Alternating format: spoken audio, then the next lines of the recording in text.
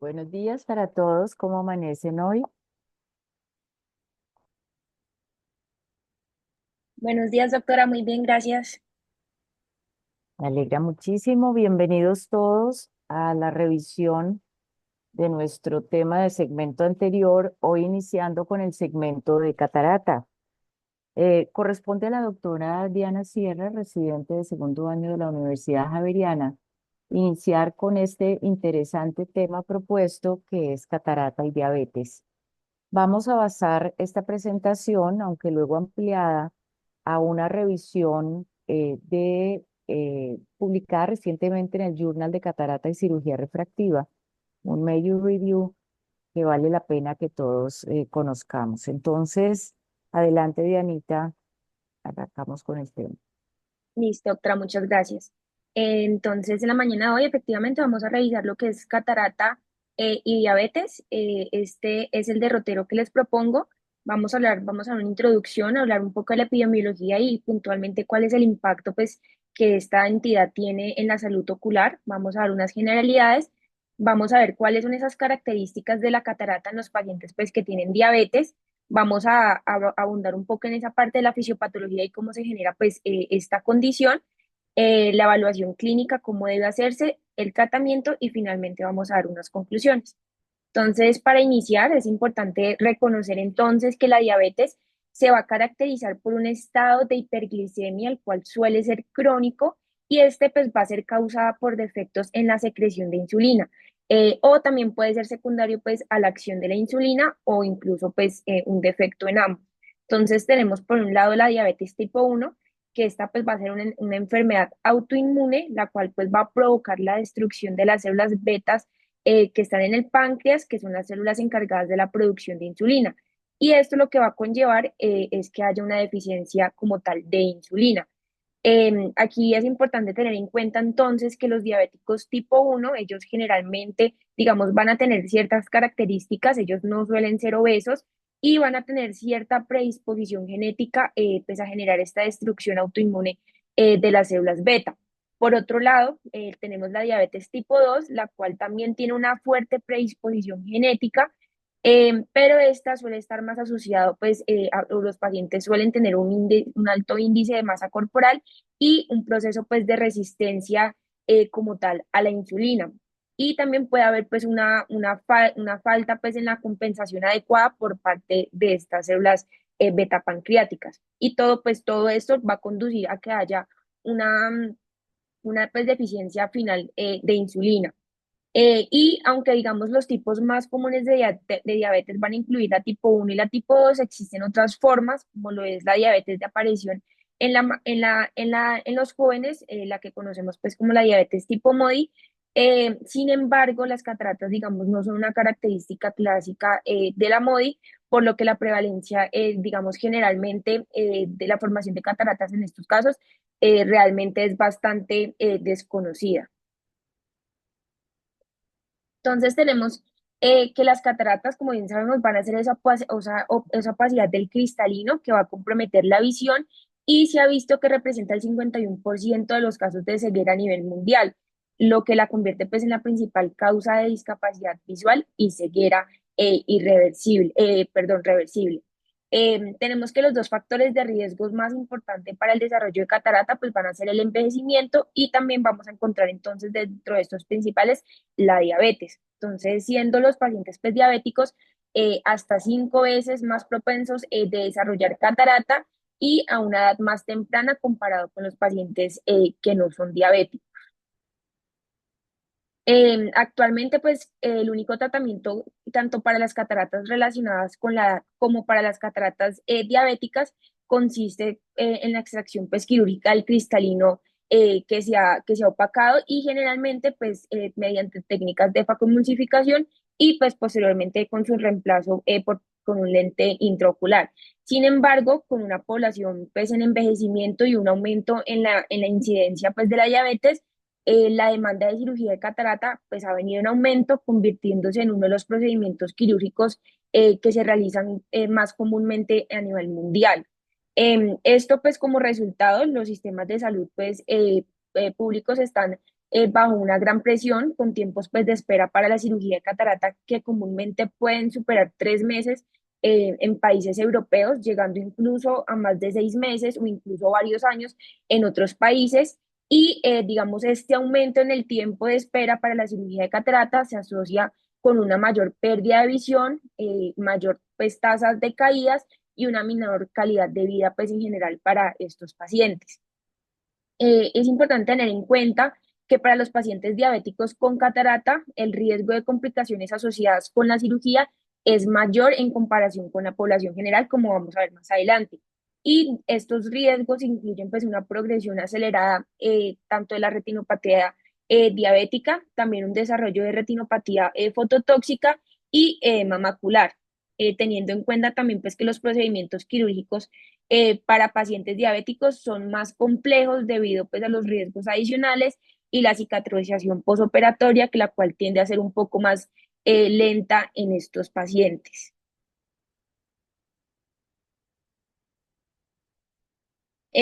Aquí entonces es importante tener en cuenta que estas, además, pues que los pacientes, estos van a tener la incidencia de las cataratas corticales y o subcapsulares posteriores.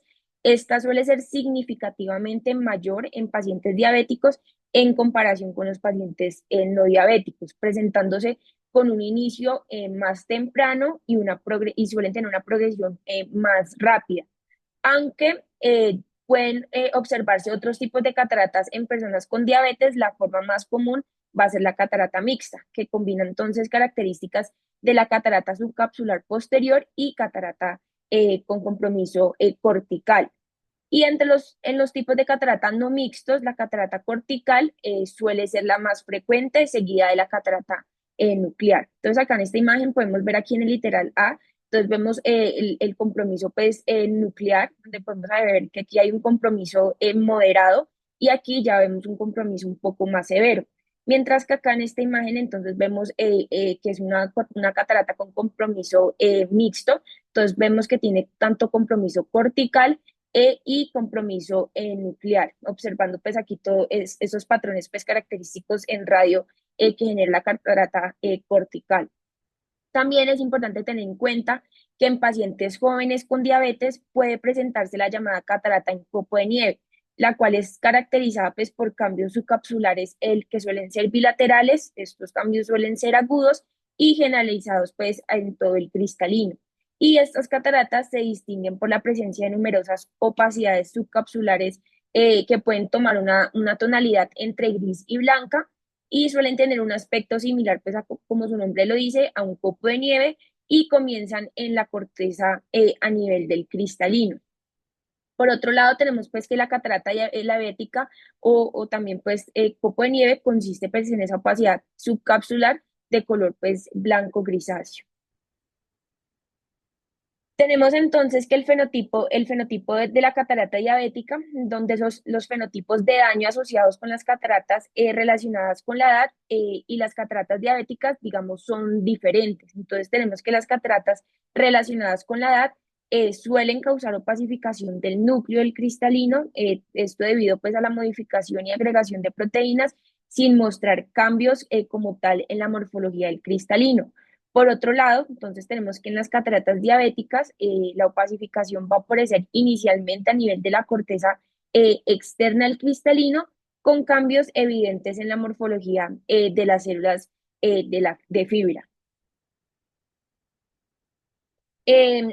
Pues debido a la técnica de la facomulsificación, pues que generalmente es la técnica utilizada en la cirugía de catarata, como bien sabemos, pues aquí se va a generar una fragmentación del cristalino.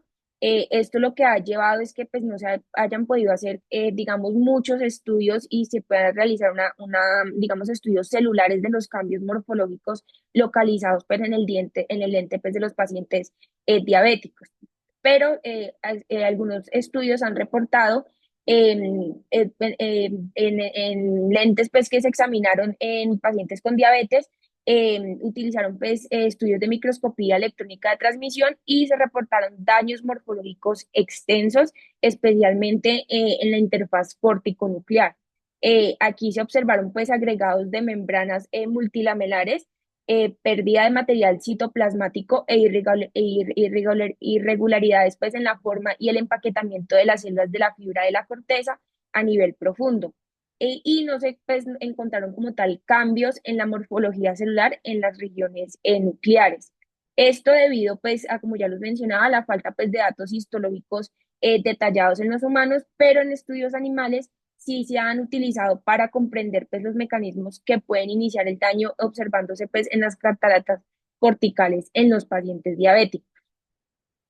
Entonces, tenemos que el modelo más utilizado es la rata. Entonces, se empleó la streptozina, la cual, digamos, induce diabetes tipo 1, destruyendo químicamente las células tipo B, pues que son las, como ya lo sabemos, las encargadas de la secreción de insulina. Entonces, en estos animales se evidenció un daño morfológico en la corteza externa, la misma región pues donde comúnmente aparecen las opacidades en las cataratas diabéticas en los humanos. Aquí también pues esos experimentos con inmunistoquímica revelaron que se generaba un proceso de hinchazón celular y un proceso de licuefacción tisular en una capa pues distinta de células de la fibra. Mencionan que aproximadamente entre los 150 y los 200 micrómetros de la superficie del cristalino. Por otro lado, entonces, en otro modelo pues, de diabetes en ratas que eran alimentadas con una dieta alta en galactosa, eh, que digamos lo que buscaban era imitar la diabetes tipo 2, aparecieron entonces la presencia de vacuolas subcapsulares anteriores, igualmente con hinchazón, desorganización y liquefacción de esas fibras. Inicialmente pues en las regiones ecuatoriales, progresando hacia las regiones corticales anteriores y posteriores del cristalino. Entonces podemos decir que en conjunto estos estudios nos demuestran que la morfología celular está alterada en la corteza de los lentes diabéticos. Sin embargo, estos estudios morfológicos no muestran de qué manera la hiperglicemia altera la fisiología subyacente, que normalmente mantiene las propiedades transparentes y refractivas en esta parte pues, del cristalino como tal. Entonces aquí tenemos esta imagen en donde podemos ver pues, la representación esquemática. Aquí podemos ver entonces una pacificación central del núcleo pues, del cristalino. Acá en esta imagen ya podemos ver una pacificación a nivel de la corteza externa del cristalino. Y acá, entonces, pues ya estos son los estudios que se realizaron en los modelos de rata, en donde podemos aquí ver que se tomó una sección del lente y pues se realizó una tinción con aglutina del germen de trigo. Entonces aquí podemos ver esa arquitectura regular y organizada de la corteza externa. Y acá podemos ver entonces, igualmente pues es una sección de lente, se tiñó con esta misma germen de trigo y muestra entonces cómo esa morfología celular de la fibra alterada y como vemos pues es que hay ese aumento en el volumen celular en una región pues, de la corteza externa. Entonces, aquí es importante pues que para comprender cómo ocurren las interrupciones pues, localizadas en la morfología del cristalino bajo condiciones de hiperglicemia y cómo pues, estos cambios se manifiestan como opacidades en la catarata. Entonces, primero es importante entender cómo se establecen y se mantienen las propiedades transparentes y refractivas del cristalino en condiciones normales. Entonces, como bien sabemos, pues eso se logra mediante una arquitectura tisular especializada que se mantiene activa, pues activamente gracias a la fisiología pues, celular única que la caracteriza. Entonces tenemos que la superficie anterior del cristalino está formada por una sola capa de células epiteliales que en el ecuador del cristalino, como vemos acá, se divide y comienza un proceso de diferenciación celular e internalización para poder formar células de fibras secundarias del cristalino altamente elongados. Y esto pues constituye como tal lo que es la corteza externa del cristalino. Entonces aquí es importante tener en cuenta que durante este proceso la diferenciación de los núcleos celulares y otros organelas, como lo son las mitocondrias, van a sufrir un proceso de degradación para eliminar todos estos elementos que dispersan la luz de la vía óptica. Entonces acá podemos ver en la imagen que tenemos un cristalino, el cual pues digamos, se caracteriza por tener un sistema de microcirculación tridimensional que mantiene pues su transparencia y su funcionalidad. Entonces tenemos que los flujos de los iones, como vemos acá en las flechitas azules, y los líquidos van a ingresar en ambos polos y se desplazan a través de los espacios extracelulares, como podemos ver aquí. Y posteriormente van a atravesar la membrana celular y van a seguir una ruta intracelular mediante uniones en hendidura para salir del cristalino en el ecuador. Como podemos ver, acá. También entonces es importante reconocer que estas células de fibra pues se van a diferenciar o van a expresar pues diferentes proteínas, incluidas pues las proteínas cristalinianas, las cuales contribuyen a la formación del gradiente del índice de refracción, el cual contribuye a la base de las propiedades refractivas del cristalino. Entonces, a medida que las células pierden sus organelas y se diferencian aún más, se van a convertir en células de fibra madura y forman la corteza interna del cristalino. Esta corteza interna, a su vez, entonces va a rodear las células de la fibra primaria que se establecieron inicialmente durante la gestación y que van a formar el núcleo o el núcleo central del cristalino.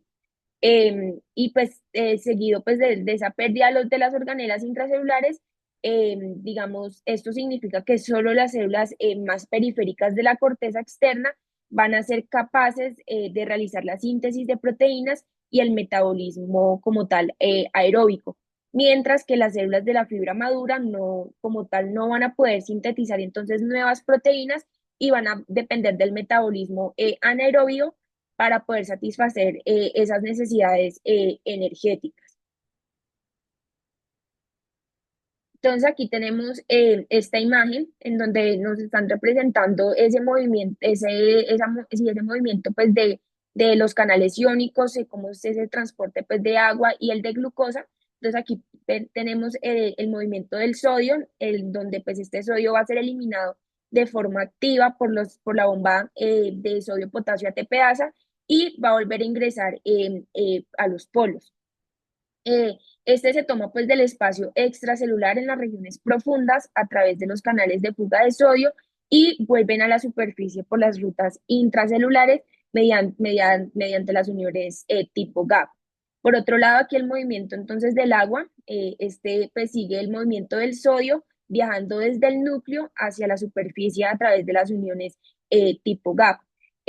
Esta pues sale de las células de la fibra periférica mediante los canales de agua, mientras que en el núcleo reingresa a la célula, a las células de fibra. Y acá en cuanto al transporte entonces de glucosa, esta glucosa va a ser captada por los transportadores distribuidos por todo el cristalino. Tenemos que las células epiteliales superficiales obtienen la glucosa directamente del humor acuoso que está pues circundante, mientras que las células de la fibra profunda reciben glucosa a través del sistema de microcirculación para generar todo este proceso de formación y formar el ATP y mantener asimismo pues esa transparencia del cristalino. Entonces, aquí es importante tener en cuenta que dado que las cataratas diabéticas se presentan específicamente en la corteza externa del cristalino y están claramente relacionadas con el metabolismo de la glucosa en condiciones de hiperglicemia, se sugiere que existen diferencias regionales en el impacto o en la respuesta a los niveles elevados de glucosa. Entonces, comprender estas diferencias podría ser clave para entender entonces completamente la etiología de la catarata diabética. Entonces, recientemente se han comenzado a realizar estudios pues, en los diferentes procesos relacionados con la entrega y la absorción y el metabolismo pues, de la glucosa en diferentes regiones de un cristalino normal. Entonces, uno de los procesos pues, que es importante tener en cuenta es la absorción y la entrega de glucosa, teniendo en cuenta que la principal fuente de energía para el cristalino pues, es la glucosa y esta al ser avascular, entonces debe obtener la glucosa pues del humor, de los humores pues, que están circundantes. Entonces tenemos que en humanos la concentración de glucosa es de aproximadamente 3,2 micrómetros en el humor acuoso y de 3 en el humor vítreo. Y la concentración normal de glucosa en el cristalino es de aproximadamente 10 miligramos sobre 100 gramos de tejido, aunque existen pues variaciones entre especies. Teniendo en cuenta que anteriormente se pensaba que la absorción de glucosa ocurría únicamente a través de las células epiteliales anteriores y que la entrega de glucosa al cristalino se realizaba mediante difusión pasiva a través de un trayecto intracelular mediado por uniones GAP. Sin embargo, ahora se sabe pues que el cristalino utiliza un sistema, como ya lo vimos, de microcirculación, que lo que hace es impulsar entonces toda esta entrega de nutrientes como la glucosa y enviarlos hacia el núcleo del cristalino de forma más rápida, comparándolo si se hiciera pues mediante un proceso de difusión pasiva. Entonces, esto ha sido respaldado por diferentes estudios en donde se evaluó todo esto a través de medidas pues de como la espectrometría de masa para visualizar entonces todo este movimiento de la glucosa en lentes pues de vacas. Tenemos también el modelo de la microcirculación extracelular, el cual pues nos va a permitir que se haga esa entrega de la glucosa a las células de las fibras más profundas y pues este va a estar respaldado por la expresión de transportadores de glucosa en todo el cristalino. Entonces esto lo que sugiere es que la captación de glucosa puede ocurrir en todas las regiones. Entonces tenemos que la absorción de glucosa se realiza mediante dos familias principales de proteínas, entonces, vamos a encontrar entonces los GLUT, los cuales van a permitir o van a mediar ese movimiento pasivo de glucosa a lo largo de su gradiente de difusión. Tenemos que la familia de transportadores activos secundarios, también conocidos como los SGLT, utilizan el gradiente electroquímico del sodio para impulsar asimismo pues esa captación de glucosa. Y se han estudiado las isoformas del GLUT y del SGLT en lentes de varias especies, incluidos ratas, humanos y en bovinos. Entonces, estos estudios han revelado pues, diferencias en la expresión de estos. Entonces, se evidenció que en lentes de rata, el GLUT1 se expresa en el epitelio y en la corteza externa, mientras que el GLUT3, el SLT1 y el SLT2 se encuentran en regiones más profundas. Por otro lado, en los lentes bovinos, el GLUT3 se expresa principalmente en el epitelio y el GLUT1 en células de la fibra. Y ya en los lentes humanos, entonces, inicialmente solo se detectó el GLUT1, pero más recientemente se descubrió una tercera isoforma. Entonces se encontró que el GLUT12, que está presente en todo el cristalino y cuya abundancia pues suele disminuir con la edad. También en el músculo esquelético el GLUT12 es sensible a la insulina, lo que sugiere pues que el cristalino podría ser responsable de la absorción de glucosa sensible a la insulina. Tenemos las vías de metabolismo de la glucosa. También vamos aquí, pues, la estructura y la función única que caracteriza pues, al cristalino crean ciertos compartimientos metabólicos con demandas y capacidades metabólicas variadas. Entonces, esto refleja la especificidad regional de las cataratas corticales diabéticas. Tenemos por otro lado, pues que el cristalino, esta glucosa se va a metabolizar mediante tres vías. Entonces tenemos la glucólisis, la vía de la pentosa fosfato y el desvío pues, de las hexosas monosfosfatos y la vía del poliol, que digamos es de las vías que más se han estudiado y es de la cual vamos a abundar un poco más. Entonces tenemos que solo las células de las fibras periféricas que aún contienen mitocondrias van a ser capaces del metabolismo aeróbico, teniendo en cuenta que anteriormente se pensaba que esta era la principal ruta del metabolismo de la glucosa y producción de ATP a nivel del cristalino, pero estudios posteriores han demostrado pues, que solo alrededor del 3% de la glucosa se consume mediante el metabolismo aeróbico, lo que representa solo el 20 al 30% de la producción de ATP. Esto significa que la mayor parte de la producción de ATP proviene del metabolismo anaerobio de la glucosa, lo que puede ocurrir en todas pues, las regiones del cristalino. También hay que reconocer que en el cristalino el metabolismo pues, de la glucosa a través de la vía de las pentosas fosfato cumple otra función esencial además de la producción de ATP. Entonces, aquí el metabolismo de la glucosa 6-fosfato, por medio de la enzima glucosa 6-fosfato deshidrogenasa, va a generar ese cofactor del NADPH que va a ser fundamental, como ya vamos a ver, para mantener el equilibrio pues, del redox pues, al regenerar el glutatión reducido a partir de su forma oxidada. Entonces, también se observa la compartimentalización de las enzimas en diferentes vías metabólicas. Entonces vamos a ahondar un poquito en la vía del poliol. Entonces tenemos que la formación de catarata diabética pues va a estar relacionada principalmente con el aumento del estrés osmótico y oxidativo provocado por estos, digamos, estos niveles de hiperglicemia crónica al que están los pacientes expuestos de forma pues por mucho tiempo. Entonces tenemos que en condiciones de hiperglicemia la vía principal del metabolismo de la glucosa, que pues es, como sabemos es la vía de las hexoquinasas, de alguna forma se satura y lo que va a hacer es que va a redirigir ese exceso de glucosa hacia la vía del poliol. Entonces, en esta ruta, la glucosa se va a convertir en sorbitol eh, mediante la enzima aldosa reductasa, utilizando entonces el cofactor del NADPH y lo va a oxidar en NADP más. Posteriormente, entonces, ese sorbitol se transforma en fructosa a través de la enzima sorbitol deshidrogenasa y pues nos va a conllevar a que haya más producción de NADH. Aquí el sorbitol, pues esta es una molécula osmóticamente activa que no puede atravesar fácilmente las membranas celulares, entonces se va a acumular a nivel del cristalino. Y esto pues lo que va a generar es que haya un gradiente osmótico que provoca la entrada del líquido y la hinchazón pues, celular.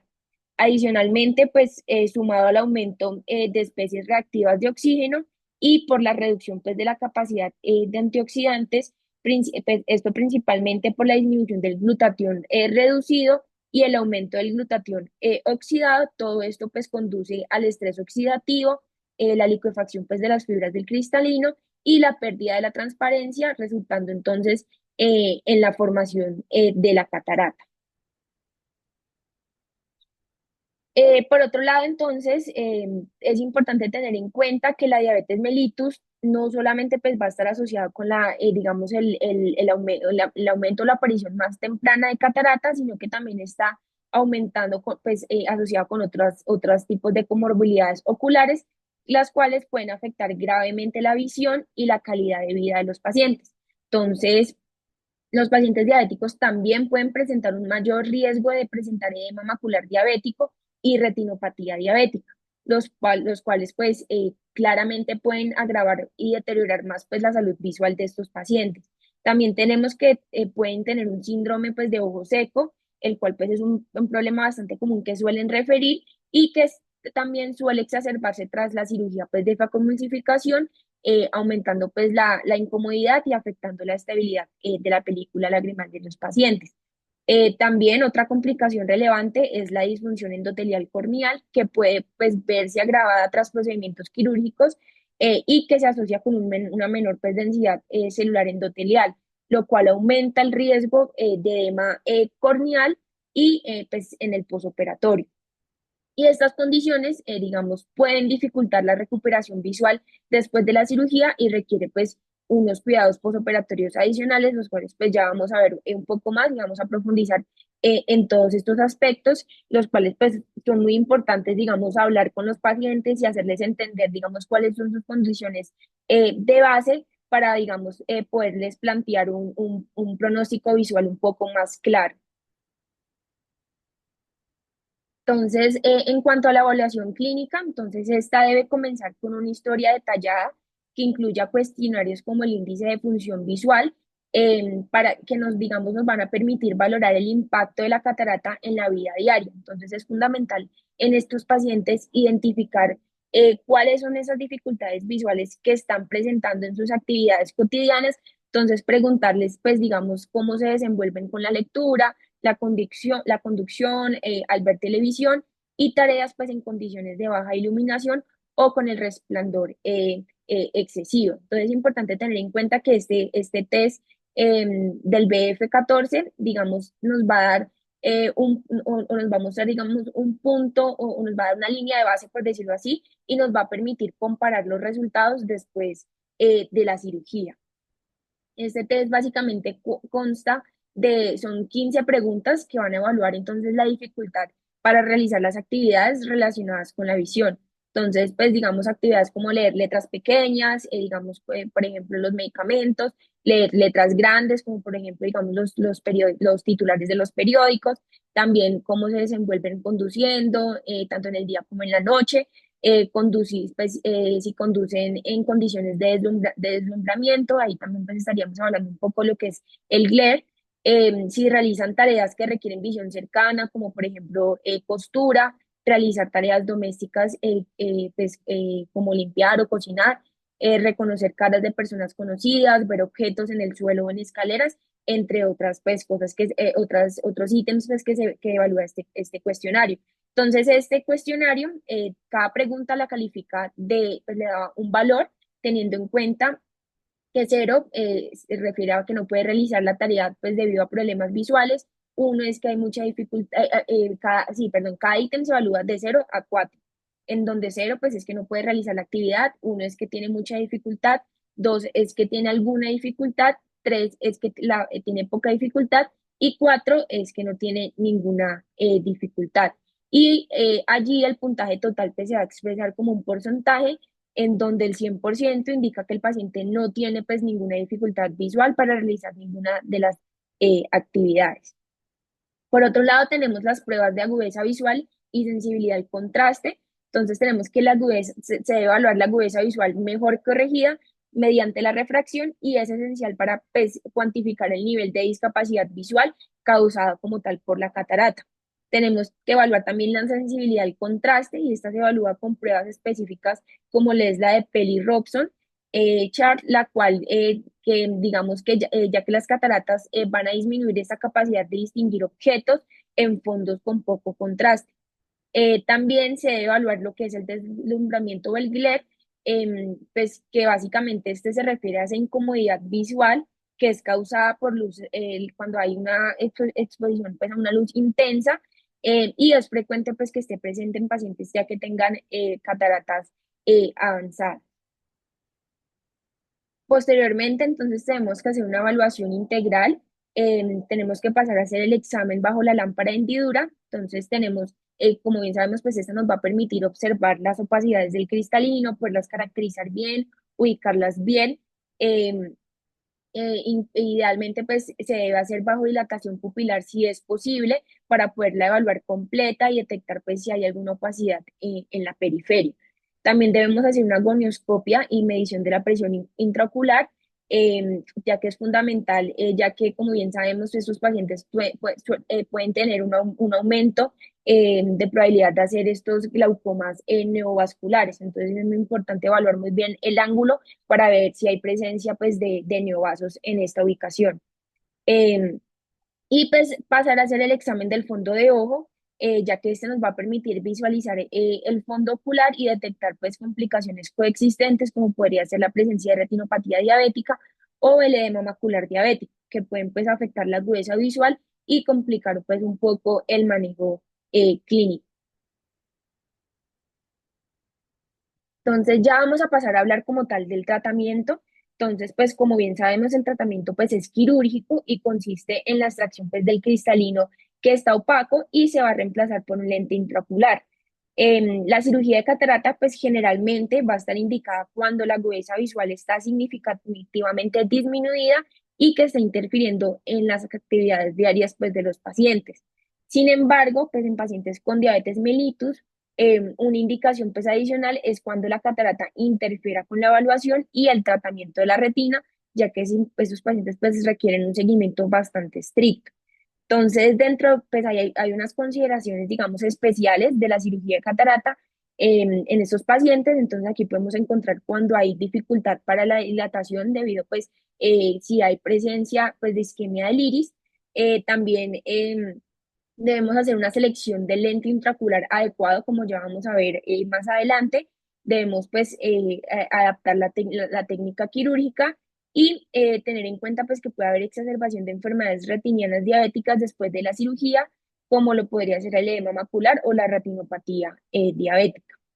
En ellos es importante tener en cuenta que el iris pues, de estos pacientes puede no dilatarse adecuadamente debido a esta isquemia, lo que hace necesario en algunas ocasiones pues, tener que utilizar ciertos instrumentos especiales, como lo podrían ser los dispositivos de expansión pupilar o realizar pues, el estiramiento manual del iris, los cuales, aunque estos pues, no, digamos, no es una medida muy recomendada, ya que estos pues, pueden generar sangrado y no, pues, no es la mejor opción realmente. Entonces, digamos, esta parte de la revisión la basé en dos artículos. Tomé este artículo, el cual pues es un artículo de revisión. El título pues se titula como consideraciones sobre la cirugía de catarata en pacientes diabéticos.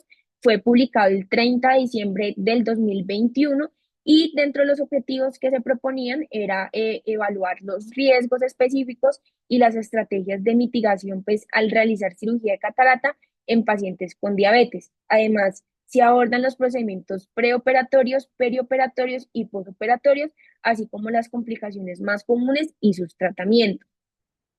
Y este fue el artículo que nos mencionaba la doctora, la cual pues igualmente es una revisión de la literatura. Este es un artículo de revisión actualizada.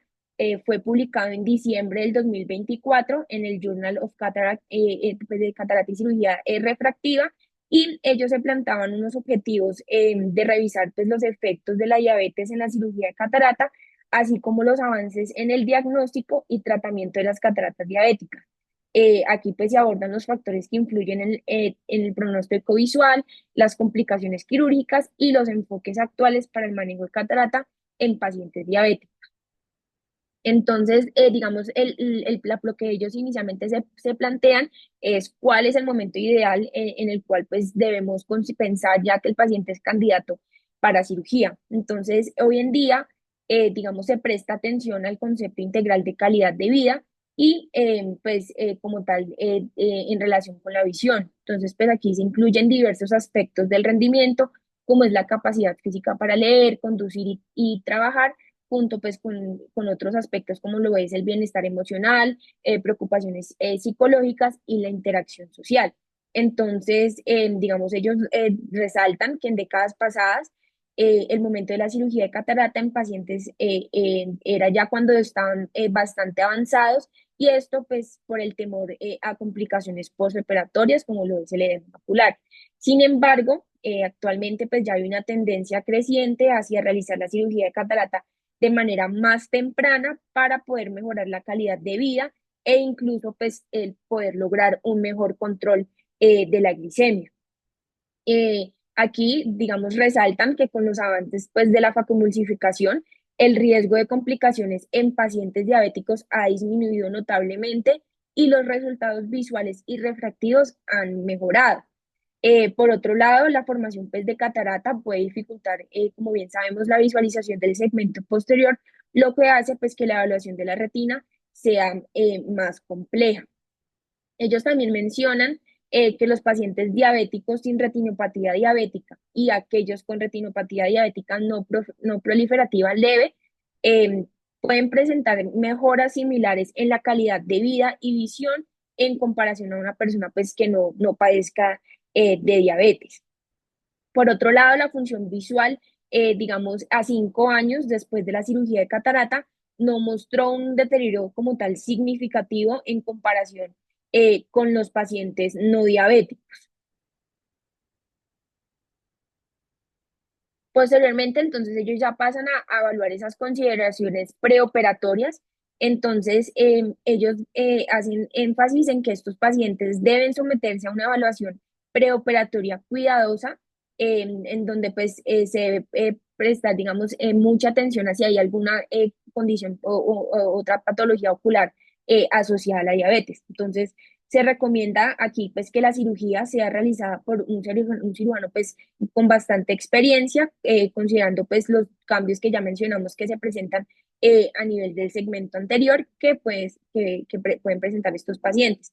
Entonces, antes de la cirugía, los pacientes deben tener un buen control glicémico idealmente pues no presentar signos de infección o inflamación ocular o periocular. Entonces, mencionaban que se deben verificar esos niveles de glicemia preoperatoria, entonces si se encontraban valores por encima de 305, tocaba aplazar la cirugía y se tocaba, y había que cancelarla si habían valores por encima de 410 miligramos por decilitros o unas hemoglobinas glicosiladas mayores a 15,9. Igualmente, ellos hacen mucho énfasis en que se deben evitar pues hacer esas correcciones rápidas de la glucosa, ya que esto puede aumentar la progresión de la retinopatía diabética. Entonces, igualmente, ellos mencionan pues que es fundamental realizar la parte, pues un examen oftalmológico completo, como ya lo mencioné, entonces que incluya pues los diferentes segmentos. También dentro de las consideraciones preoperatorias, entonces ellos mencionan que la estabilidad de la película lagrimal pues, va a ser esencial para poder obtener mediciones precisas del poder corneal. Entonces, durante periodos de inestabilidad de la glicemia pueden ocurrir cambios refractivos que pueden ser transitorios y que estos pueden, digamos, afectar la precisión de las mediciones queratométricas y las de la biometría. Entonces, tener en cuenta que la hiperglicemia puede causar miopía y la hipoglicemia puede generar hipermetropía. Entonces, digamos, en los pacientes con control intensivo pues, del azúcar, la extracción de la catarata y otros procedimientos refractivos deben posponerse hasta que los niveles de glicemia pues, se normalicen y los errores refractivos también, pues, digamos, se estabilicen. Tenemos que el edema macular diabético preexistente puede ser tratado antes de la cirugía, ya que puede agravarse en el posoperatorio y afectar el resultado visual. Entonces, pues aquí el uso rutinario del OCT en pacientes diabéticos mejora la detección de patologías maculares preoperatorias. Por otro lado, también tenemos lo de la neovascularización del iris, la cual pues este aumenta el riesgo de complicaciones intraoperatorias y posoperatorias. Entonces, pues, el tratamiento pues, del glaucoma neovascular puede incluir agentes anti-VEGF, pero su efectividad a largo plazo, digamos, todavía sigue siendo un poco incierta. Y una vez pues que la neovascularización se haya retrocedido, se debe considerar la cirugía de catarata lo antes posible para poder facilitar el tratamiento de la retinopatía proliferativa. Ya posteriormente, entonces, ya pasan a hablar de cuáles son esas consideraciones que debemos tener en cuenta al momento de la cirugía de catarata. Entonces, ellos mencionan que en comparación con la cirugía de catarata extracapsular, la facomulsificación ofrece mejores resultados visuales y provoca menos inflamación y opacificación de la cápsula posterior. Entonces, ellos dicen que las anomalías o mencionan que las anomalías subclínicas de la superficie ocular en pacientes diabéticos, como la disminución de la función de la barrera epitelial, el engrosamiento de la membrana basal y la disminución de la sensibilidad corneal, digamos, suelen estar estrechamente relacionados con el desarrollo de queratopatía diabética sintomática después de la cirugía. Y esto puede incluir queratopatía punteada superficial, erosiones epiteliales corneales persistentes e incluso infección. Tenemos que las erosiones epiteliales iatrogénicas o de nuevo en pacientes diabéticos pueden ser resistentes al tratamiento clínico, digamos, de rutina, y esto va a predisponer pues, a estas córneas a presentar infecciones bacterianas o fúngicas. Entonces, para evitar estas complicaciones, es esencial pues, el buen control del azúcar antes de la cirugía y prestar pues, especial atención a la protección del epitelio corneal durante el procedimiento para evitar este tipo de complicaciones. Tenemos entonces que la hiperglicemia también va a ser un factor de riesgo sistémico para la fimosis capsular de la cápsula anterior, especialmente en presencia pues, de retinopatía diabética. Entonces, para prevenir el desplazamiento del lente intraocular y la opacificación capsular posterior, recomiendan que el tamaño de la capsulorhexis debe estar entre los 5 y los 6 milímetros, evitando la fimosis capsular y proporcionando pues una buena visualización de la periferia retiniana, pero siendo más pequeña que el diámetro óptica pues del lente intraocular que se vaya a colocar. Entonces, tenemos que, si una capsulorhexis más grande de lo habitual, y una óptica de gran diámetro pueden ser útiles para el diagnóstico y el tratamiento pues, de patologías retinianas periféricas en el periodo como tal del posoperatorio. Y mencionan que en el caso ya pues, de que sean cataratas blancas o cataratas subcapsulares posteriores que estén bastante densas, se debe considerar la tinción de la cápsula anterior y que las adherencias corticocapsulares y corticonucleares pueden ser o tener una contextura de alguna forma pegajosa en estas pacientes con diabetes, lo que puede dificultar los procedimientos de hidrodisección e hidrodelaminación. Em, Por otro lado, entonces, cuanto mayor sea el grado nuclear de la catarata, menciona pues mayores, igual o mayor a 3, entonces mayor va a ser ese riesgo del daño a las células endoteliales y de complicaciones a nivel de la cápsula posterior. Entonces, el uso para hacer la facomulsificación, digamos, esa pues va a tener esos sistemas de fluido activos, van a aumentar la eficacia y la seguridad de la facomulsificación en estos casos. Entonces, digamos, eso es una herramienta que está a favor nuestro. Entonces, para reducir el potencial de ultrasonido, el tiempo de facomulsificación, el estrés sobre las fibras celulares y el daño de las células endoteliales, digamos, ellos mencionan que las técnicas como el CHOP, Stop and Shop, digamos, suelen ser de las más recomendadas en estos pacientes. Los factores pues, que afectan la cantidad de inflamación o posoperatoria que pueden llevar a la aparición o progresión de la retinopatía incluyen la duración como tal de la cirugía, el tamaño de la herida y la ruptura, pues si se presentó ruptura capsular posterior o pérdida de vitrio. Entonces, eh, tenemos que la experiencia pues, del cirujano obviamente va a influir en el tiempo quirúrgico, igualmente pues en el riesgo de complicaciones intraoperatorias, el estrés endotelial y el traumatismo epitelial que se pueda llegar a generar a ese nivel. Y es de suma importancia pues minimizar el trauma quirúrgico en estos pacientes. En cuanto a la elección entonces del lente intraocular, tenemos que los materiales actuales utilizados para las ópticas pues de los lentes plegables incluyen tres tipos. Entonces tenemos los de silicona, los de acrílico hidrofóbicos y los de acrílico hidrofílico. Entonces, la biocompatibilidad de estos materiales en los pacientes diabéticos ha sido evaluado pues en varios estudios. Entonces, por un lado, tenemos que los lentes de acrílico hidrofílicas parecen pues opacificarse con mayor frecuencia en estos pacientes.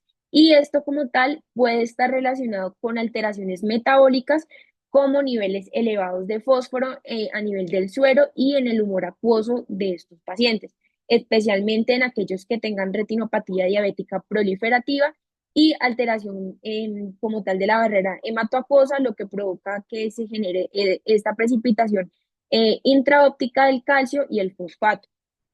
Por lo tanto, entonces se sugiere precaución al usar estos lentes intraoculares hidrofílicos en los ojos pues, de estos pacientes. También las gotas de aceite de silicona pueden adherirse a la superficie posterior del lente de silicona durante la vitrectomía cuando se hace pues, por pars plana, dado que los pacientes diabéticos tienen mayor probabilidad de necesitar cirugía pues, por las complicaciones que tengan en retina y pues que se requieran o se utiliza aceite de silicona y este tipo pues, de lente puede estar relativamente contraindicado en estos casos. Tenemos entonces las lentes hidrofóbicas, las cuales están asociadas con una opacificación de la cápsula posterior visualmente significativa, pero es mínima. Además, estas lentes hidrofóbicas tienen baja propensión pues, a la adhesión del aceite de silicona, lo que las convierte en la opción preferida para pacientes diabéticos. Tenemos pues que el diseño del borde cuadrado pues va a reducir significativamente la formación de OCP e independientemente pues del material del lente como tal. Tenemos entonces las lentes tóricas, las cuales pueden corregir el astigmatismo corneal regular preexistente durante la cirugía de catarata, mejorando entonces así la agudeza visual a distancia sin corrección y reduciendo la necesidad de gafas para la distancia. Sin embargo, es importante recalcar que en pacientes con retinopatía diabética que pueden requerir cirugía vitreoretiniana en el futuro, los cambios significativos en el contorno corneal pueden ser motivo pues, de preocupación al utilizar vitrectomía de calibre 20, por lo que los calibres, digamos, más pequeños, que serían el 23, el 25 y el 27, inducen menos astigmatismo quirúrgico y cambios topográficos. Tenemos los lentes multifocales, los cuales se utilizan comúnmente para lograr resultados refractivos y visuales precisos, pero se desaconsejan en pacientes con trastornos pues, retinianos, ya que se cree que reducen la sensibilidad al contraste, sí, la sensibilidad al contraste. Tenemos entonces que en esos pacientes que también tengan retinopatía diabética grave, es una contraindicación relativa para la implantación de estos lentes. Por otro lado, digamos, el diseño óptico puede dificultar la visualización del fondo de ojo durante el tratamiento láser postoperatorio o la vitrectomía.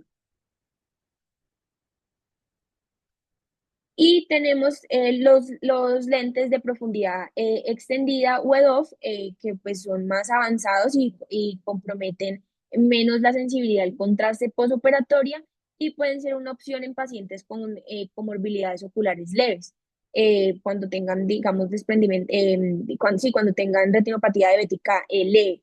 Y aún, pero pues aún se necesitan más estudios para abordar como tal su eficiencia en ojos de pacientes con diabetes.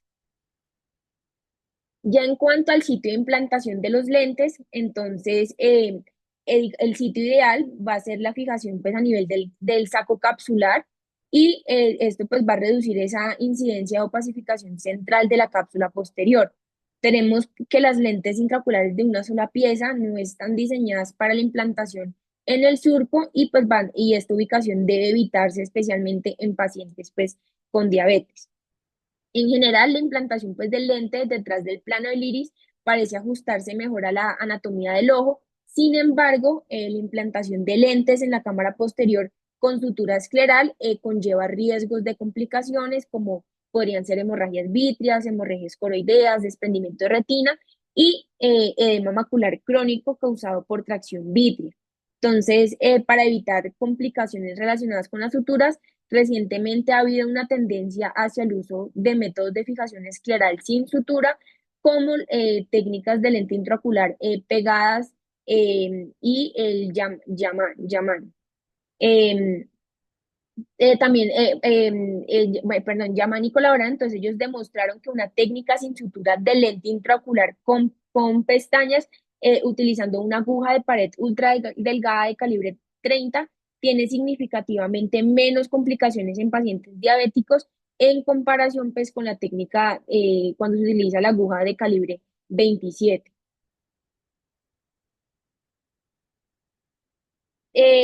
También todos pues han venido haciendo en las últimas décadas pues bastantes estudios y estos pues se han centrado principalmente en dos técnicas de implantación secundaria de lente intraocular. Entonces tenemos el lente intraocular de cámara anterior con soporte angular y el lente intraocular fijado a esclera.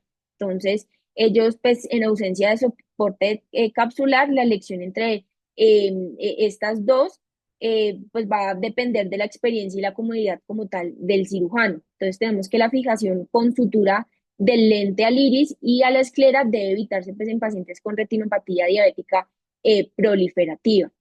También tener en cuenta que los lentes de cámara anterior de asa abierta y flexibles han mostrado excelentes resultados en pacientes no diabéticos cuando se utilizan técnicas quirúrgicas adecuadas. Sin embargo, al estar cerca del ángulo pueden aumentar el riesgo de queratopatía bulosa, glaucoma y sinequias anteriores periféricas.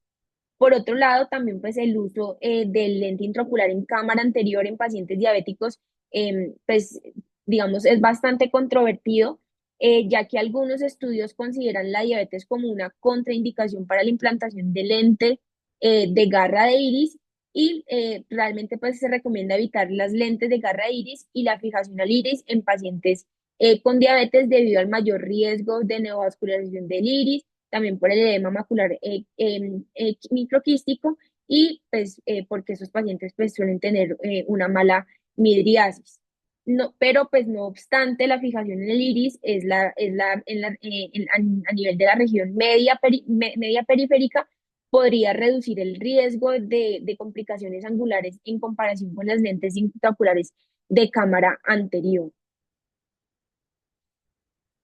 En cuanto a la cirugía de catarata asistida por láser de femtosegundo en pacientes diabéticos, ellos mencionan que estos pueden aumentar los factores inflamatorios en la cámara anterior y el cuerpo vítreo. Y pues este procedimiento genera calor, radiación y ondas de choque que pueden afectar el vitrio y la retina. Entonces, como tal, la cirugía de catarata asistida por láser, digamos, va a tener algunas ventajas, las cuales pues se han logrado comprobar y uno es que las incisiones corneales pues son estables y autosellantes con astigmatismos inducidos reducidos y una configuración multiplanar.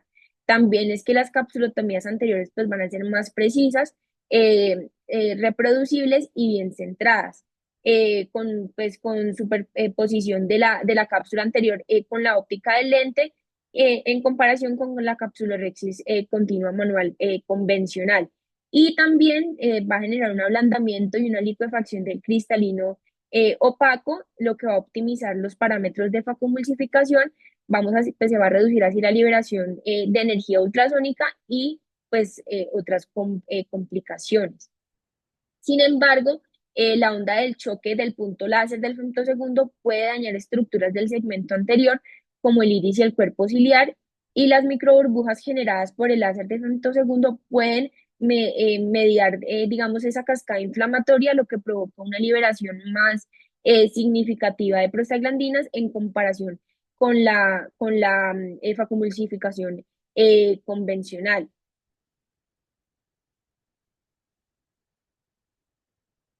Por otro lado, entonces mencionaban cuando se realizaba la facomulsificación combinada con las inyecciones intravítreas. Entonces aquí ellos mencionan que varios estudios han demostrado que las inyecciones intravítreas de corticosteroides y anti-VEGF son seguras y efectivas para el tratamiento pues, de la retinopatía diabética.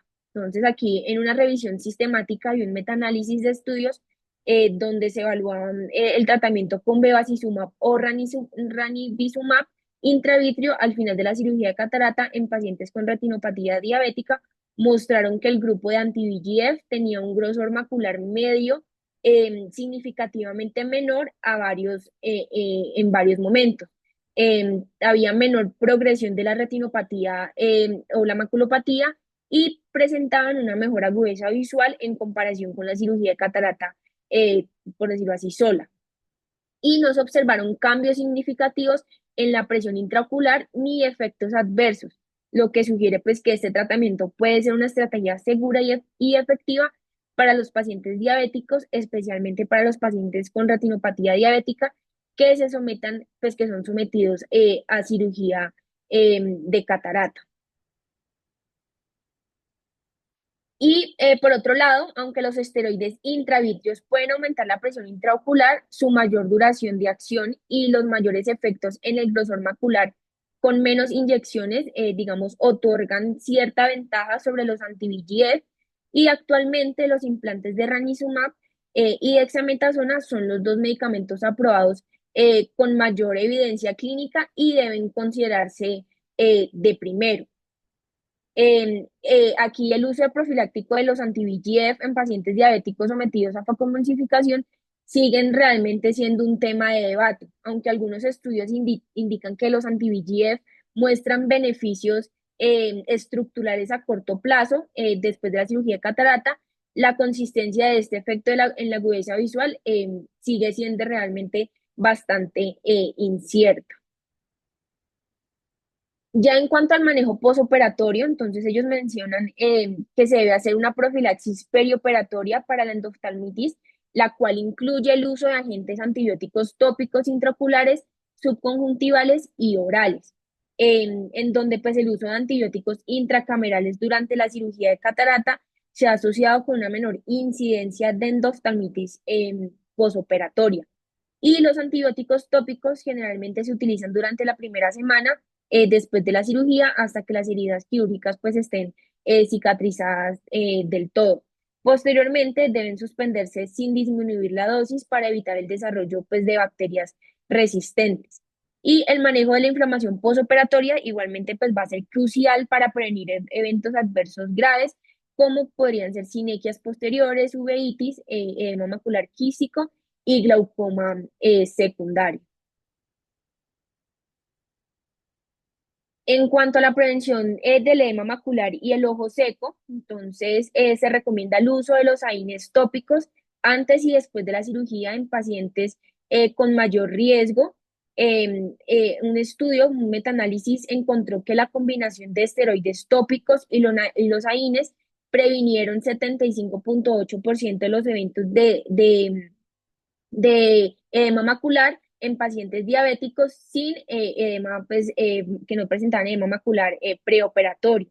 Aunque se desconoce como tal cuál es el AINE tópico, digamos, más efectivo, el bromfenaco y el nepafenaco tienen ventajas farmacéuticas sobre otros AINES. Y se recomienda el uso de nepafenaco al 0,1%, empleado 3 veces al día, comenzando el día antes de la cirugía y continuándolo durante 3 meses en combinación con esteroides tópicos para prevenir el edema macular.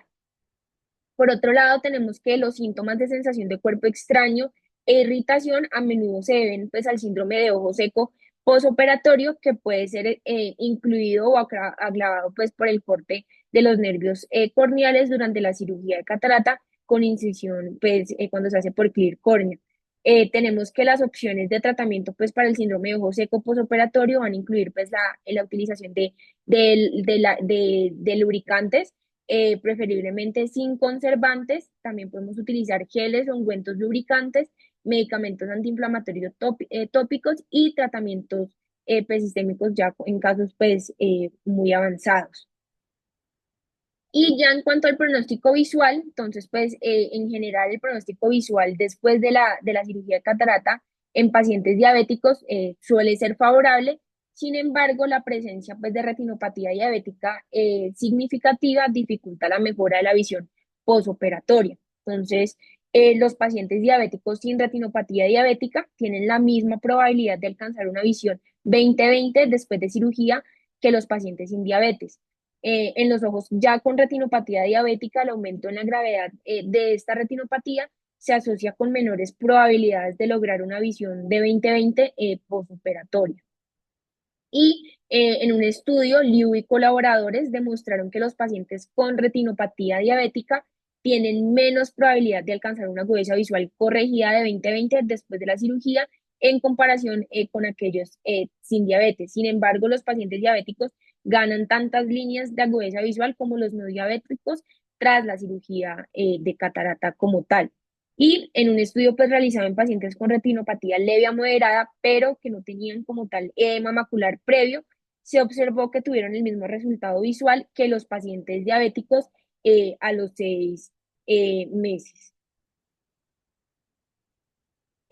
Aquí ya para terminar, entonces es importante hablar un poco de la progresión de la retinopatía diabética después de la cirugía de catarata. Entonces es importante determinar esta progresión después de una intervención ocular, ya que esta pues va a ser de las principales preocupaciones antes de considerar cualquier opción quirúrgica. Entonces, la interrupción de la barrera hematorretiniana interna pues es causada por la disfunción de mediadores inflamatorios desde la cámara anterior hacia la retina. Y esta inflamación aumentada después de la cirugía de catarata puede llevar a varias condiciones, incluyendo el edema macular quístico exacerbado y la exacerbación pues, de la retinopatía diabética y el edema macular.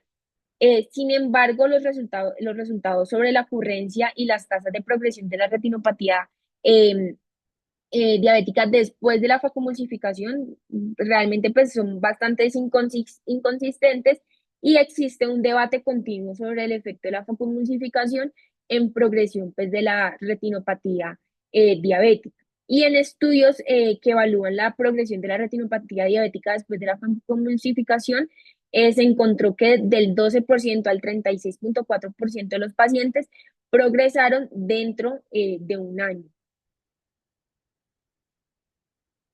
Eh, pues diferentes estudios aquí mostraron esa progresión y pues que hay un riesgo significativo mayor después de la cirugía de catarata con un HR de 5,40. Entonces, digamos, aquí ellos hacen esa recomendación en donde pues es importante tener ese control metabólico estricto y realizar pues esas evaluaciones oftalmológicas de forma exhaustiva y periódica pues previa a la cirugía para saber, digamos, cuál es el punto de base, pues, donde partimos.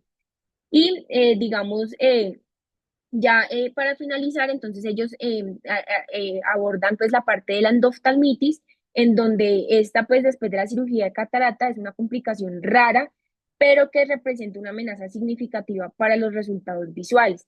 Entonces, teniendo en cuenta pues que pueden haber consecuencias potenciales como la pérdida de visión o incluso pues la pérdida del ojo. Entonces tenemos que la incidencia de endoftalmitis posoperatoria varía globalmente y esta puede oscilar entre los 0,16% y el 0,28% y está como tal influenciada por factores como las medidas preventivas, los diagnósticos, la etnia y las condiciones pues, socioeconómicas. Aquí se ha encontrado que la diabetes es el factor de riesgo independiente, es un factor pues, independiente para el desarrollo de endoftalmitis después de la cirugía de catarata, lo que, digamos, puede resultar en un aumento de 3 veces en la tasa de endoftalmitis. Tenemos que los pacientes diabéticos representan entre el 14 y el 21% de todos los pacientes que desarrollan endoftalmitis postoperatoria tras la cirugía de catarata. Y la hiperglicemia aumenta la susceptibilidad a una infección. También, pues, digamos, esto puede ser explicado por esta asociación en la reducción de la respuesta inmunológica mediado como tal por las células T y la inmunidad humoral. Así también, pues, como una disminución de la adhesión de los neutrófilos, la quimiotaxis, la fagocitosis y la actividad bactericida intracelular. Además, pues que un paciente diabético tiene una cicatrización de heridas más deteriorada y una mayor tasa de colonización conjuntival con estafilococos aureus, enterococos y ciertos estreptococos, lo que aumenta ese riesgo de infección después de una cirugía ocular. Y como tal, la diabetes es el principal factor de riesgo para desarrollar endoftalmitis postquirúrgica. Sin embargo, se ha demostrado que el sexo masculino, la retinopatía diabética, el antecedente de hipertensión, la reducción rápida de la glucosa preoperatoria y el tratamiento con insulina también son factores de riesgo para desarrollar endoftalmitis en pacientes diabéticos. En el estudio de vitrectomía en endoftalmitis indica que la vitrectomía resulta ser más eficaz que la punción pues, guiada por biopsia en pacientes que inicialmente presentan visión solo a percepción de luz, independiente pues, de su condición diabética. Y en ausencia de evidencia adicional, los pacientes diabéticos con una visión mejor que la percepción de luz pueden beneficiarse de la vitrectomía como tratamiento inicial, pero digamos también es razonable tratar a dichos pacientes con punción e inyecciones intravítreas de antibióticos como tratamiento alternativo. Y ya para terminar, entonces les traigo estas conclusiones. Entonces, pues es importante tener claro pues que la interacción, esa interacción que hay entre la diabetes y la formación de cataratas, la cual pues es compleja, lo que requiere pues una planificación preoperatoria minuciosa, unas técnicas quirúrgicas cuidadosas y un manejo posoperatorio adecuado en los pacientes diabéticos. Igualmente, pues a pesar de los avances en cirugía, los pacientes pues diabéticos van a presentar pues desafíos únicos que demandan un manejo casi que personalizado y es importante optimizar pues ese control de los niveles de glicemia para poder adoptar un enfoque individualizado pues en esos pacientes que realmente son fundamentales para mejorar los resultados quirúrgicos y pues en la calidad de vida de ellos. Y es crucial pues continuar todavía pues abundando más en la parte de investigación en este tema. Muchas gracias. Gracias, Dianita, por esta excelente presentación. Nos has revisado desde la fisiopatología de la catarata diabética hasta pues, todas las consideraciones con respecto a esta cirugía. Yo quiero aquí abrir la discusión principalmente, primero haciendo énfasis en que esta cirugía eh, en la condición de base de diabetes tiene que tomarse la decisión de una manera muy cuidadosa. Yo diría que aquí hay una contraindicación de la cirugía facorrefractiva en pacientes diabéticos, incluso, y lo voy a decir como personalmente pienso, en pacientes que no tengan retinopatía diabética, ¿sí? Y en pacientes bien controlados. Pienso que en este momento los cuestionarios de cuánto afecta la calidad de vida de un paciente en cuanto a la cantidad visual y el deterioro de esta por la diabetes se tienen que tener muy en cuenta, porque como lo dijiste, aunque pues las técnicas avanzadas, cuidadosas, la experiencia del cirujano que practica la cirugía, la elección del lente intraocular ideal, etcétera, pues no libran de riesgos que están inherentes en esta patología de base al paciente, ¿no? Consideraciones de superficie, qué puede pasar si hay una complicación o incluso en ausencia de ella, la evolución misma de la enfermedad, cómo pueden comprometer la visión del paciente a futuro. Entonces, esto puede ser un tema abierto de discusión. Lo segundo es la profilaxis preoperatoria del paciente que va a ser llevado a cirugía de catarata, porque ahí mencionabas que sí o sí deben recibir antibióticos y estoy de acuerdo, ¿sí? Pero incluso hablabas de hasta antibióticos por vía oral, antibióticos subconjuntivales, etcétera. Yo pienso que esas pueden ser como unas medidas pues extremas en casos puntuales.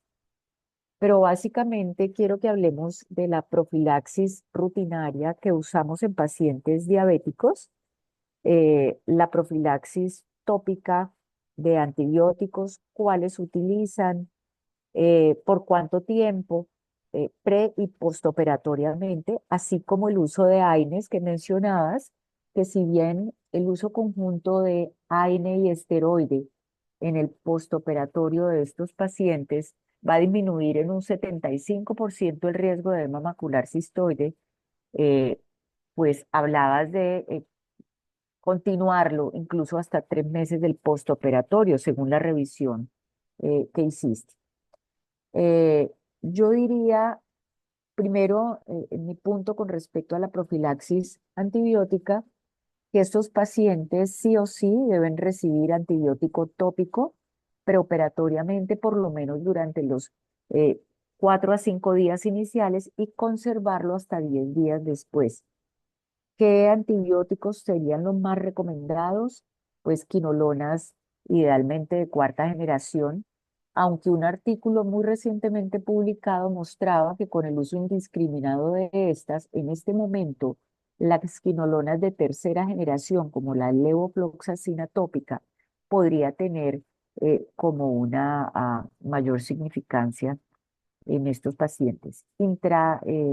Cameralmente, cuando uno termina la cirugía, el uso de antibióticos intracamerales, quinolona de cuarta generación, en nuestro medio, como el Vigamox no preservado, puede tener una utilidad y en el postoperatorio o al terminar la cirugía, el uso de antibióticos subconjuntivales pues realmente pienso que no deberían estar indicados a menos de que haya habido una complicación de ruptura de cápsula posterior en donde dejar el antibiótico en cámara anterior en este caso significaría una posible mayor toxicidad retinal. Entonces, hacer, digamos, como el cambio de la profilaxis en este caso con un antibiótico subconjuntival. Pero antibióticos orales, pues realmente, a, a menos de que haya casos puntuales de comorbilidades, como por ejemplo pacientes que tengan, qué sé yo, una colostomía, cosas, sí, que sean, que se salgan de la rutina, pues no estarían indicados de otra manera estos antibióticos sistémicos.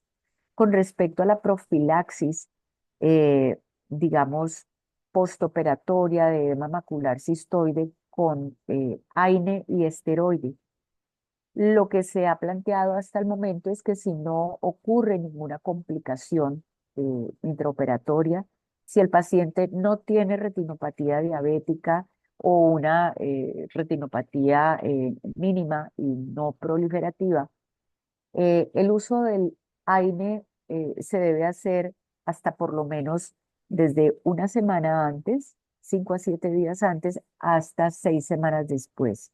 Cosa diferente es, obviamente, si ocurre una ruptura de la cápsula posterior, en donde este tiempo podría alargarse. Digamos que no hay un tiempo límite porque esto lo tenemos que ir viendo dependiendo de la evolución del paciente, pero se consideraría ahí sí el tiempo promedio de 3 meses. Eh, Abro la discusión después de haber compartido mis puntos de vista con respecto a estos puntos específicos. Quisiera conocer el concepto de otros asistentes. Doctor López, doctor Marín, doctor Rebolledo, si nos quiere colaborar con su concepto. Adelante. Buenos días. Buenos días, Pues, Gerson. no, yo felicitar a Diana por la presentación, fue realmente muy completa. Yo estoy totalmente de acuerdo con lo que la autora está diciendo. Es lo que normalmente yo hago. De pronto, lo que yo hago en mi rutina cuando recibo estos pacientes que son diabéticos es en el consultorio mm, ver qué tanto dilata. Entonces yo sí insisto como en la dilatación. mm, en la sala de espera, por lo menos unos 40 minutos, una hora, porque ahí yo me voy a dar cuenta a qué me voy a enfrentar durante la cirugía, ¿no? Me preocupa un poco eso. Entonces, si definitivamente ese paciente tiene una dilatación media o muy regular, pues seguramente el riesgo de tener complicaciones durante la cirugía pues aumenta. Dado el caso, el paciente no tenga una buena dilatación, pues yo me preparo, solicito pues o ganchos de iris y no me complico la vida. Ya entro con ganchitos y dilato la pupila para hacer una cirugía más tranquila. A veces los pacientes uno se confía que la dilatación sea media y uno dice, bueno, a través de esta pupila yo puedo trabajar, pero el problema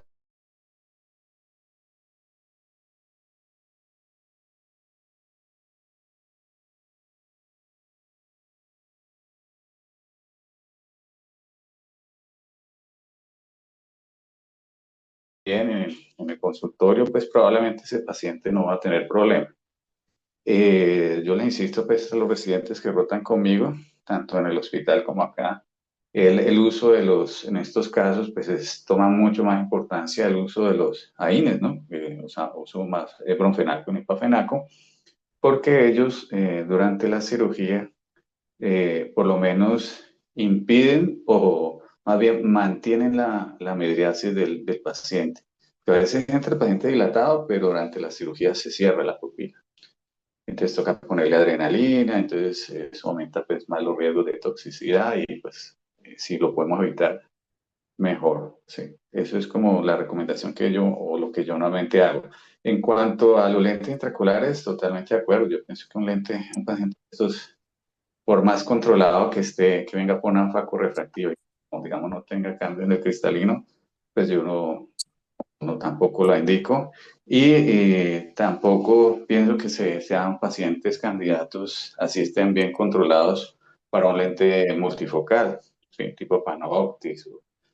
Si mucho, un lente de foco extendido. Eso es importante. Y hay que pensar en el futuro, ¿no? Que estos pacientes, uno puede verlos controlados, pero uno no sabe qué va a pasar con estos pacientes a futuro.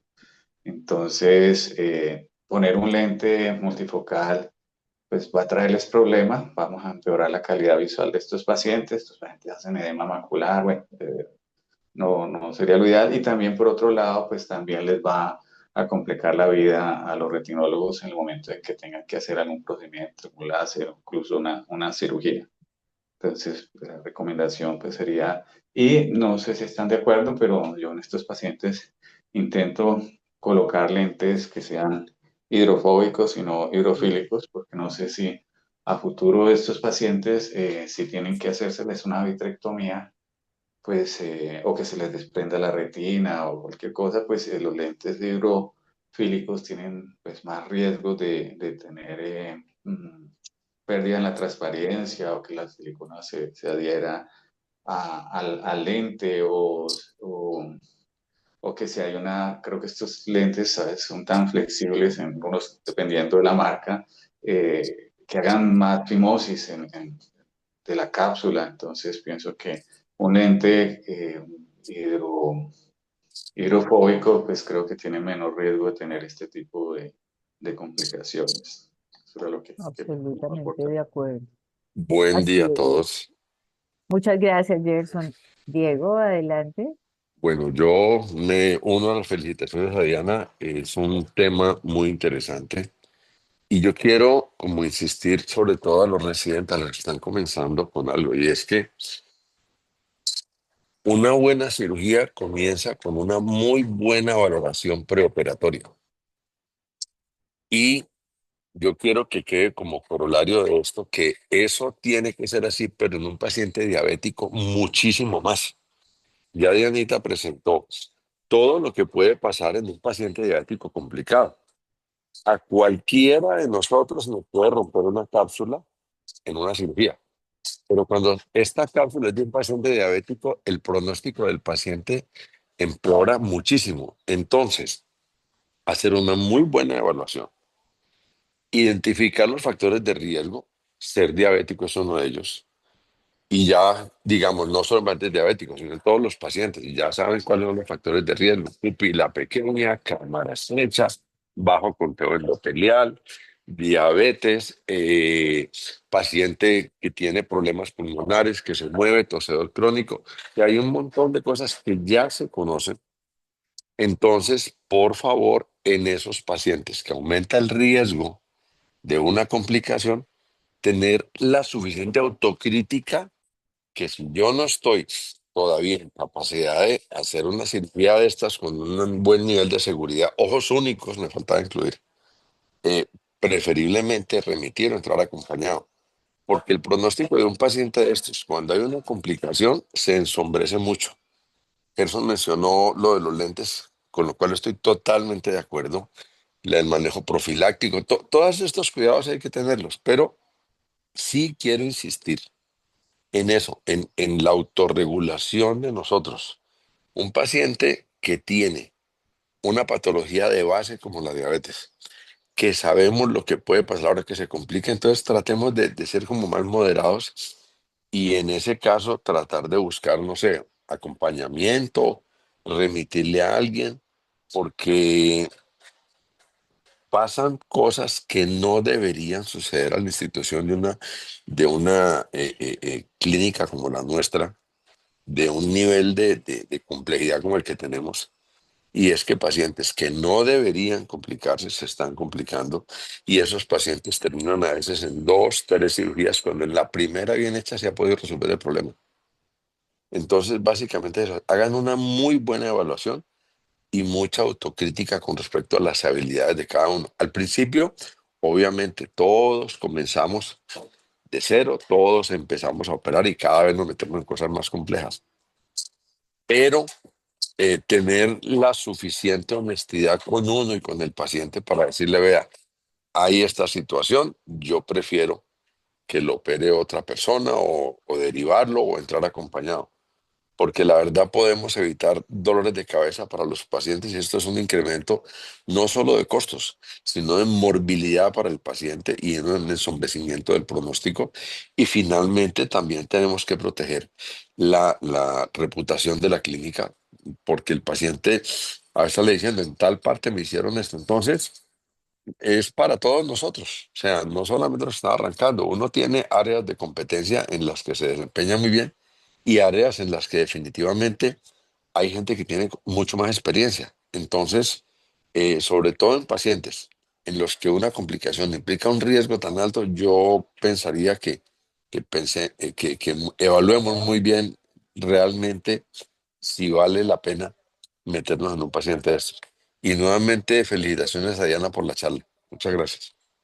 De acuerdo, Diego. Importantes consideraciones. Entonces, vamos a dar fin al tema de hoy, anunciando el de la próxima semana, que es facodinamia. Le corresponde al doctor Juan Jojoa, residente de la Universidad del Valle. Este sería el segundo tema de catarata. Y el de la semana posterior, nuevamente la doctora Diana nos va a presentar, justo con lo que acaba de decir Diego, es que una buena cirugía tiene que estar precedida por una evaluación preoperatoria adecuada. Entonces, ese es el tema de la tercera sesión de catarata, evaluación preoperatoria del paciente. Considerar desde la patología sistémica que padezca o local, una coexistencia o comorbilidad de otra patología como ojos secos, glaucoma, etcétera, ¿sí? ¿Cuáles son las consideraciones desde adelante, hablando del órgano de la visión del ojo, hasta la retina, eh, para tener el mejor resultado posible en esta cirugía? A todos, muchísimas gracias por su atención. Gracias, Dianita, por el excelente desarrollo del tema y nos encontramos Muchas gracias a el todos. resto de día. Feliz día. Hasta luego. Hasta luego.